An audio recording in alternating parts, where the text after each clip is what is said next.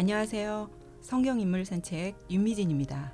오늘은 첫 시간으로 아브라함과 함께 동행하며 산책해 보겠습니다. 우리는 보통 아브라함을 가리켜 믿음의 조상이라고 하죠. 그런데 정말 아브라함이 믿음의 조상으로 불릴 만한 사람일까요? 실수 한번 하지 않고 무조건 하나님 말씀에 순종만 했을까요? 아닙니다. 아브라함도 한 인간이고 그의 인생을 들여다보면 실수도 많고 하나님의 뜻이 아닌 자기 뜻대로 판단하고 결정한 일도 많아요. 그러면 아브라함이 어떤 실수를 하고 어떤 고집을 부렸는지 아브라함의 인생 속으로 여러분과 함께 들어가 보겠습니다. 아브라함은 우상을 숭배하고 우상을 파는 집에서 태어났고 자랐어요. 그런 아브라함에게 어느 날 하나님이 나타나셔서 너의 고향과 친척과 아비집을 떠나 내가 보여줄 땅으로 가라고 하십니다. 아브라함이 하나님의 말씀에 순종하며 집을 떠나지요. 이때 조카 롯이 아브라함과 동행합니다. 아브라함의 나이 75세이고 사라는 65세예요. 이때까지도 두 사람에게 아이가 없었지요. 그런데 하나님이 가라고 하신 땅 가나안에 기근이 너무 심하니까 아브라함의 식구들이 애굽으로 내려가요. 애굽에서 자신의 목숨을 지키려고 부인을 누이라 속이죠. 정말 믿음의 조상 맞을까요?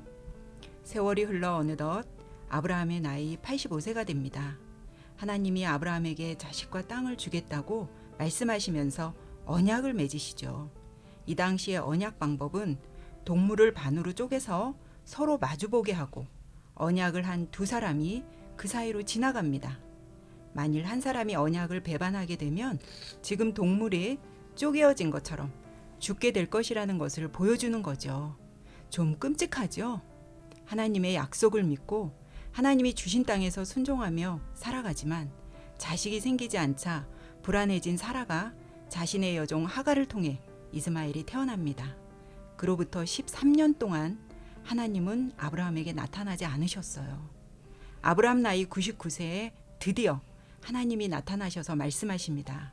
아브라함과 사라의 이름도 바꿔주시고 모든 남자들은 다 할례도 받으라고 합니다. 그리고 앞으로 태어날 독자 이삭에 대해서도 말씀해 주시죠. 근데 그 소리를 듣고 사라가 웃었어요. 사라가 속으로 이 나이에 가능할까? 라고 생각했겠죠. 그런데 정말 아브라함 나이 100세, 사라 나이 90세에 이삭이 태어나요. 얼마나 귀하고 눈에 넣어도 아프지 않은 아들이었을까요? 어느 날 하나님으로부터 청천벽력 같은 명령이 떨어져요. 귀하디 귀한 아들 이삭을 번제 제물로 바치라는 거예요. 아브라함과 이삭이 뚜벅뚜벅 걸어갑니다. 한참 가다가 이삭이 물어요. 아버지, 우리에게 불과 나무는 있는데 번제할 어린 양은 어디 있어요? 그러자 아브라함은 하나님이 번제할 어린 양은 준비하셨어 라고 말합니다. 그리고는 정말 이삭을 꽁꽁 묶어 제단 위에서 죽이려고 하자 하나님은 아브라함을 멈추시게 하십니다. 독자까지도 바치는 아브라함의 순종을 보신 겁니다. 아휴, 한시름 났겠죠. 얼마나 애지중지 키운 아들이고 귀한 아들인데 이런 아들을 하나님이 바치라고 하니 여기 모리아산까지 오긴 왔는데 오면서 속으로 얼마나 아브라함이 울면서 왔을까요? 아마 하나님 원망도 했을 거예요. 이렇게 죽이실 거면서 왜 아들을 주셨냐고도 했을 겁니다. 아브라함은 하나님의 시험에 당당히 합격했어요. 여러분, 오늘 새로운 한 주의 출발 월요일 어떠셨나요? 여러분에게 있어서 가장 소중하고 중요한 것은 무엇일까요? 그건 돈이 될 수도 있고 명예나 권력, 자식, 남편 등이 될 수도 있을 거예요. 신실하고 전능하신 하나님의 언약의 말씀은 하나도 헛된 것이 없습니다. 오늘 저녁 아브라함의 믿음을 생각하시며 나의 믿음도 조금씩 키워보시면 어떨까요?